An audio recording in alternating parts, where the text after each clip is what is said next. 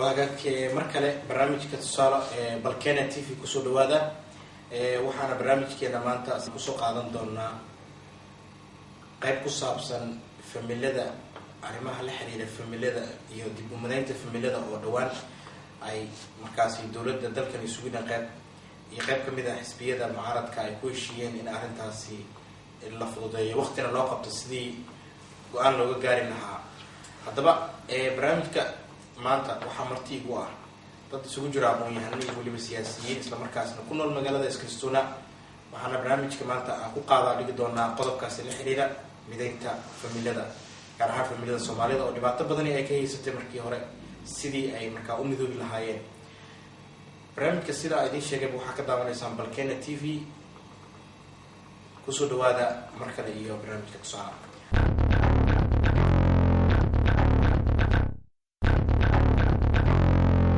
waxaana barnaamijka maanta igala qayb galaya sida ay sheegayba aqoon-yahano iyo waliba siyaasiyiin waxaana kamid ah dadka markaa barnaamijka igala qayb galaya aqoon-yahanka markaa bartay cilmiga civil economic dhaqaalaha oo lagu magacaabo Cabdirasaaq Xuseen isla markaana xubin firfircoonka ah dalad u qoroleysa sidii arrintaasi wax looga qaban lahaa waxaana Cabdirasaaq uu muddo ku howlanaa sidii arrimaha mideynta familada Soomaalida wax looga bedeli lahaa go'aamadii hore u yilay ka hor intii uu soo bixin heshiiska ay dhawaan gaareen dawladda iyo qayb kamid ah xisbiyada xagga mucaaradka ah sidoo kale waxa barnaamijka isna igala qayb galaya oo joogo Cabdinaasir oo ka socda waaxda guryaha gaar ahaan shirkadda ay leedahay Eskilstuna Commun ee xagga guryaha oo shirkadda ugu weyn ee markaa guryo kale magaalada Eskilstuna dadka qaxootiga ah inta badan iyo deegaan ay Soomaalida ku jiraan waxaana Cabdinaasir isna sidoo kale barnaamijka maanta uu ka qayb gali doonaa isaga oo ka socda degmada gaar ahaan waaxda guryaha sidoo kale barnaamijka waxaa isna igala qayb gali doona Faysal Xasan oo ah isna siyaasi ka tirsan xisbiga Milyo Partiyad oo ah xisbiga markaa dawladda kula heshiiyay in arrinta la xiriirta siyaasadda soo galootiga ay ka midoobaan axsaabta mucaaradka qayb kamid ah waliba xisbiyada markaa dawladda dalkani majaraha u haya Faysal waxa uu xubin ka yahay baarlamaanka hoose ee degmada Eskilstuna isla markaana waa madaxa ku xigeenka qaybta waxbarashada ee magaalada Eskilstuna waxaana markaa uu xubin ka yahay xisbiga cagaaran ee Milyo Partiyad haddaba aqoon-yahanada iyo waliba maanta siyaasiyiinta barnaamijka ka qayb galay ayaa dhammaantood waxa ay runtii ahaayeen dad markaa bulshada wax u qabanaya oo aad ugu taagnaa markastana arrintaani ay ku haysay su'aal gaar ahaan Cabdirasaaq oo isagu muddo badan waqtigiisa geliyay sidii dadka Soomaaliyeed ee ilmahooda loo diiday ama xaasaskooda ka maqan yihiin ay u heli lahaayeen xuquuqda ah in ay mar kale dib u midoobaan sharciga markaa dhaqan galay 15 bisha Abriil ee sanada 2010 ayaa waxa uu sii adkeeyay in familada Soomaalida ay ilmahooda waayaan ama xaasaskaba ay dib u midoob waayaan iyadoo taana ay meel ka dhac ku tahay sharciga dawladda dalkan Sweden ay saxiixday caalamiga ah oo dhigaya in qofka dalkan Sweden magangelyo ka hela uu xaq u leeyahay in uu reerkiisa dib u midoobo haddii uu noqon lahaa markaa xaas ka maqan qayb kamid ah noloshiisa iyo waliba familada markaa waalidiin ay ku jiraan oo carruurtooda ay ka maqan yihiin Cabdirasaaq waxa uu arrintaani door weyn u ku lahaa xitaa in markaa la sameeyay barnaamij ka dhacay baarlamaanka dalkan Sweden xilli laga hadlayay arrin la xiriirto mideynta qoysaska Soomaalida muddadii arrintaani ay soo jeedatay kadib ayaa waxaa soo baxay in heshiiska la gaaray horaantii sanadkan markaa loo qabto waqtiga madambeysta si loo dhaqangeliyo waxaana markaa heshiiskaasi uu dhigayaa in bisha ka dambaysta ah ee la rabo in markaa sharciyada ama dhaqangelinta heshiiskani ay noqoto bisha July ee sanada 2012 Cabdirasaaq sida aan ognahay arrintaani waxay soo jiitamaysay muddo badan arrintan muddada ay soo jiitamaysay waxa kamid ah dadkii dadaalka ugu jiray sidii arrintan familada loo mideyn lahaa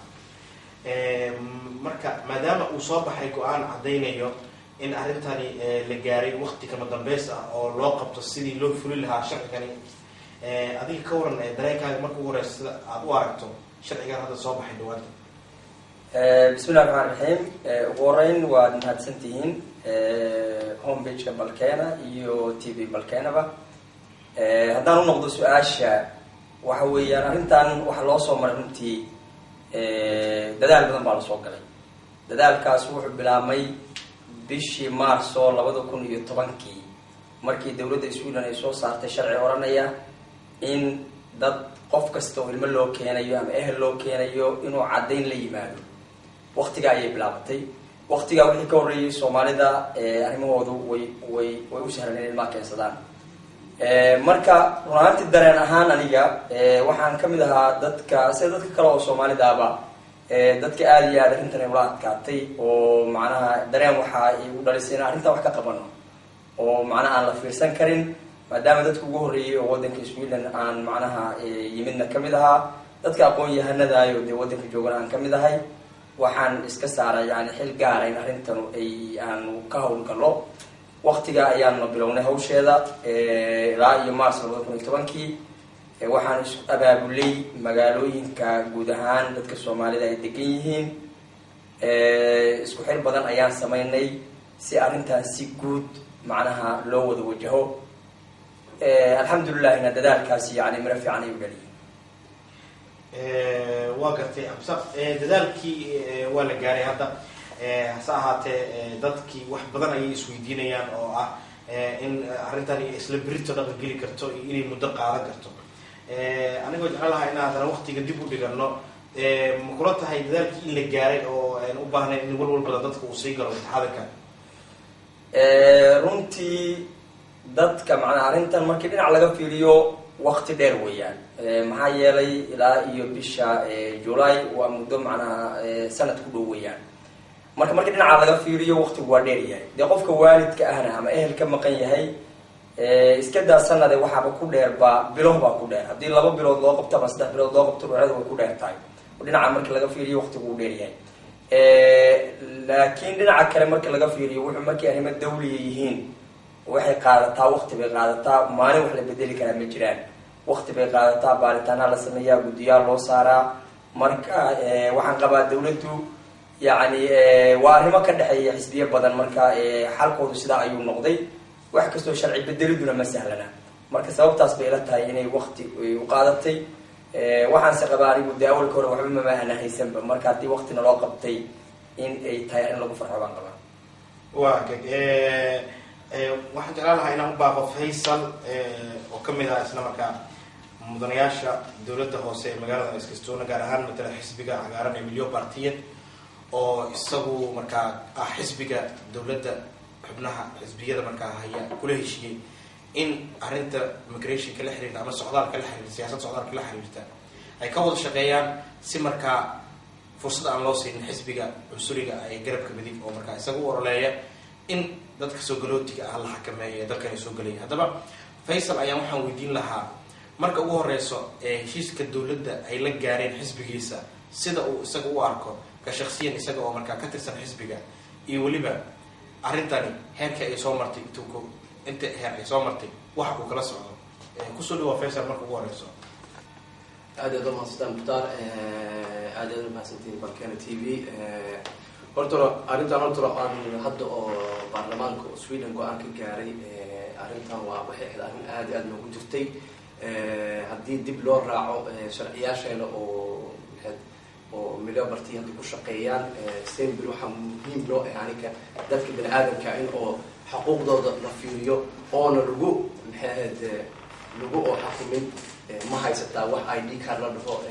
wadankaagii markaad joogtay maxaa sameey jirto iyo in wax oo saas dhinacaas oo lagu xukumay marka arrinta marka hadda soo galina aniga oo la dhahay dadka Soomaalida waxa loo diiday sidoo hadda oo walaalka Cabdirasaaq u sheegay March-kii 2010-kii markii la dhahay Soomaalida arrimo lagu adkeeyay isla maalintaas baa aniga dagaalkeena waa bilaabnay si aan marka arrintan u howlgelino wadan sida oo Soomaaliya kale haddii uu dagaal ku jiro dad badan dhibaataysan haddii dhinaca loo fiiriyo xuquuqda dadka bini'aadamka haddii la fiiriyo xuquuqda ilmaha haddii la fiiriyo waxaas oo dhan way kasoo horjeedaan waxay Sweden ku dhaqamatay marka arrintaas marka anigu waxaan ku khasbanay inaan wax ka bedelno aan isku dayno marka maadaama aniga aan la shaqeynay kuwa la dhahayo social democratic iyo Venstre-kaba in aan isku dayno inaan helno kuwii aan la shaqeyn karnaba si aan su'aashan u fiirino meeshaas marka waxaa noo bilaabatay baarlamaanka marka group baa marka la sameeyo arrimahan oo marka ka shaqeeyo oo migration ku la xiriiro groupkaas marka aniga waxaa haysta marka gabar marka aan isla qaano oo la dhahayo Woodley Sabalos mid la dhahayo Maria Fer mid la dhahayo xiriir badan oo wada haysanay maxay halkan Eskilstuna oo magaalada deganahay walaalka Cabdirasaaq aad ugu shaqeynayay oo maxay inuu marka uu dadka xataa oo baarlamaanka inay tagaan ay ka doodaan ay maxay demonstration sameeyaan laakiin waxa loo baahnaa oo muhiim ka ahay dadka oo meesha fadhiyo siyaasiyiinta oo go'aankan gaaraya inay bal wax gaaraan fikradaashan inay gaaraan marka anigu xoog waxaan saarayo horta waxay ahayd inaan Maria Fer inaan markasta qoraal u qoro ka wareysto markasta arrimaha intay socdaan aan bal statistic oo loo geeyo intaas oo qoys baa ilmooda ka maqan yahay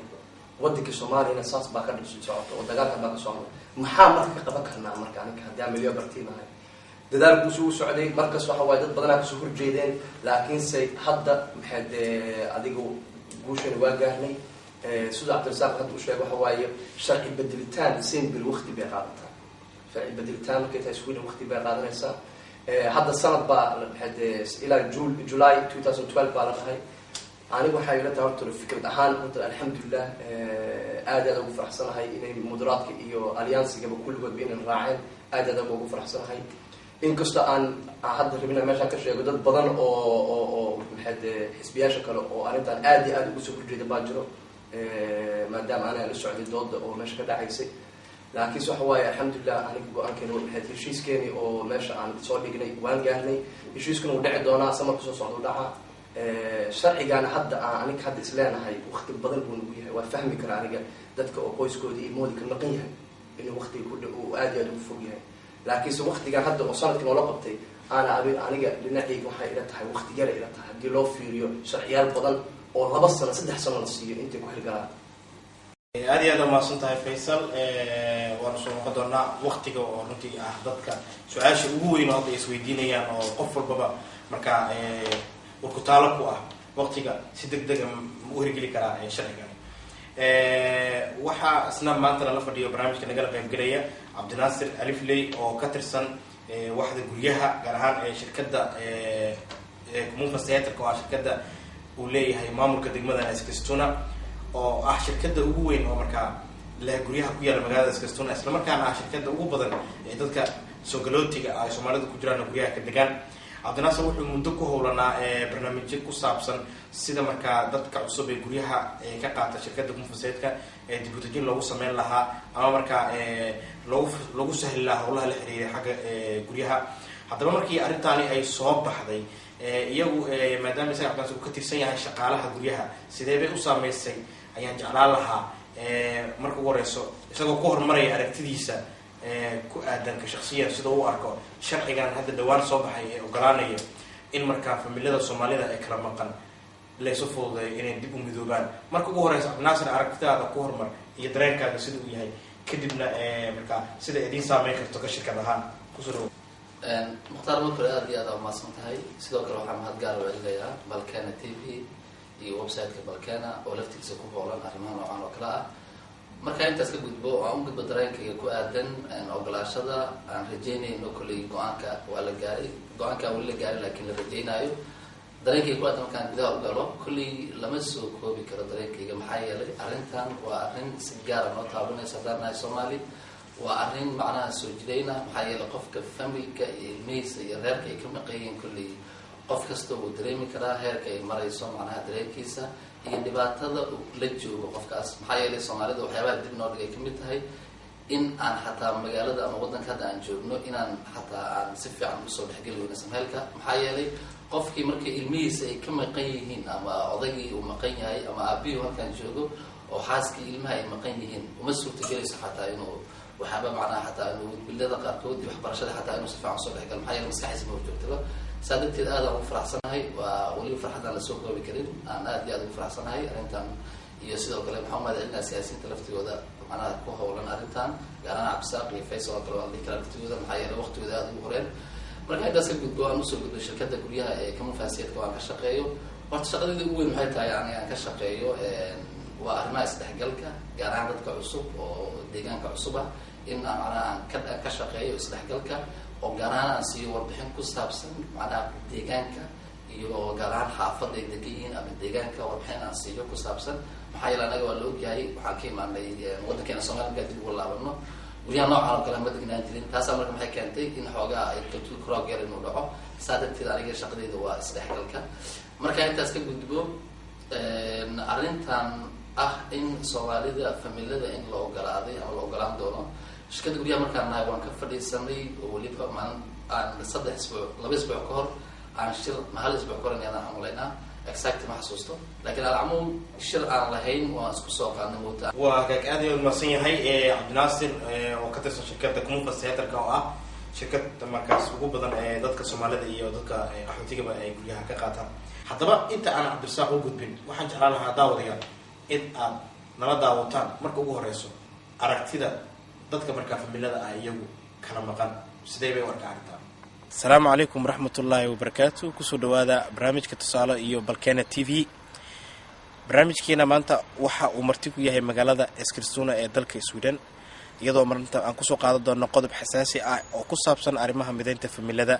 dad badan oo way arag ah oo arintaasi muddo ka soo shaqeynayay ayaa martiin ugu barnaamijka saxaatay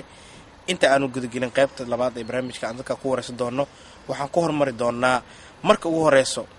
heshiiska la sheegay in ay gaareen xisbiga cagaaran iyo waliba dawladda oo ku saabsan in arinta familada la fududeeyo sidee bay u arkeen dadka caruurta iyo familada ay ka maqan yihiin ee ku dhaqan magaalada Iskaristoona waa kuwan qaar kamida dadka oo aragtidooda ka dhiibanaya waxaana kula kulanay dadkani xaafadaha ay Soomaalidu ku badan tahay degan yihiin magaalada Iskaristoona Saadiq Abuukar Axmed aniga waxaan u arkaa arrimahan mideynta qoysaska mid aad u fiican balse waxaa jirta qodob muhiim ah kaasoo ah waqtiga qoysaska la mideynayo oo loo qabtay bisha 7 waqtigaas wuxuu yahay waqti aad u dheer for example haddaan example ahaan ka bixiyo qof haddii uu yahay qof u baahan dhakhtar inuu la kulmo oo u baahan yahay si daruuri hadduu xanuunsan yahay waxa habboon inuu sida waqtigaas uu la kulmo laakiin haddii la dhaho waqti dheer aad sugaysa qofkaas waxaa dhici karta inuu dhinto dadkan waalidka iyo carruurta kala maqanna waxay u dhigmaan nin u baahan dhakhtar waalidka ma maarmo markastaba carruurtiisa waa inuu la kulmaa sida ugu dhaqsiyaha badan laakiin midba mid ay dhaantaa annaga hadda waqtigan lagu jiro ma aanan haysan waqtigii hore waqti cayiman oo dadka laga hadlayo arrimahooda hadda laakiin dareenkeena aad u fiican yahay niyad baan qabnaa maadaama aan waqti haysano iyo mowcid laga yaabo in dadka la mideeyo arrintaasna aad ay noo farax gelinaysaa midda kale familada qaar waa la kala duwan yahay aniga ahaan waxaa ii qorshaysan haddii qoyskayga ay ila midoobaan sida ay bulshada ula qabsan lahaayeen xagga waxbarashada maxaan ku dhahaa isdhexgalka bulshada waxaas inay sidii ula qabsan lahaayeen aan ku dadaalo iyo tarbiyadda awlaadda saasaan jeclahay waana ku faraxsanahay arrinkaas aniga waxaa la yidhahaa Sucaad Ciidid aadana la yidhahaa magaalada Iskaristoona deganahay aniga waxaa iga maqan famil baan ahay nin baa iga maqan ninkeydina ilaa muddo hadda 2 sano ku dhawaad iga maqan yahay maxaa la dhahay wallahi barbaleen aad u weyn maaragtay xagga dhanka Soomaalida haysto wixii hal nin ka maqan yahay wixii famil ka maqan yihiinba dadku waa isku wada mid macnaha maxaa la dhahay dadku aad bay u dhibaataysan yihiin aad baa loo fikiraa aad baa loo walwalaa waxbarashada taa way nagu adag tahay inaan maaragtay maxaa la dhahay aan dhigano mar walba waan fikirnaa mar walba waan walwalaa haddaan bas la soconno haddaan guriga joogno haddii macnaha maxay tahay wax akhrisana ma akhrisan karno wallahi dhibaato weyn aan naga haysato xagga macnaha maxay tahay dadka iyo qoysaska la isku diiday marka annaga waxaan rabnaa haddii maaragtay dawladda Isfaaliya maadaama annaga ay sharcina siisay guriyana siisay in soo dhaweysay inay dadka annada noo keento oo inaga saarto macnaha barabalaanka iyo rafaadka iyo dhibka aan qabno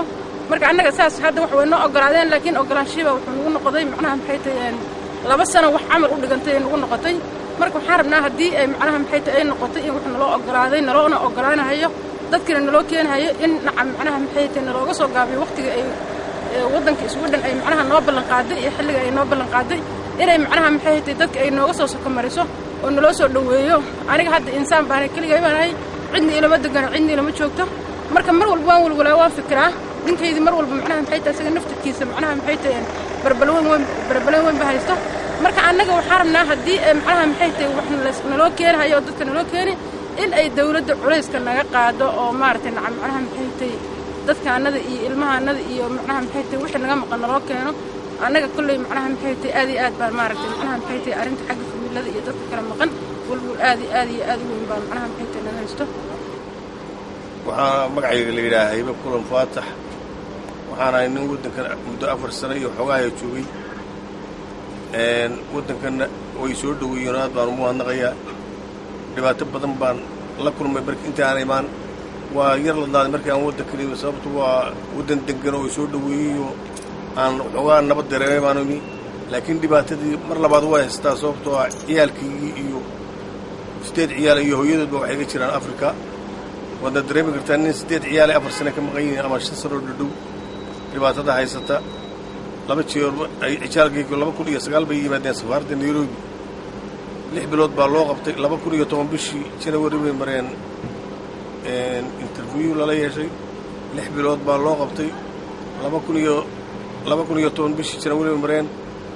diid ma immigration ku siiyay ciyaalkaygu uu leeyahay waa saboorre ma haystaan iyo wax dokumentiya waddankana waa ogteen dhibaata ka dhacday hadday dhibaata dhacdana wax qofka naftiisu bula soo ararayaayo wax dokumentiya waxa waa la ilaawayaa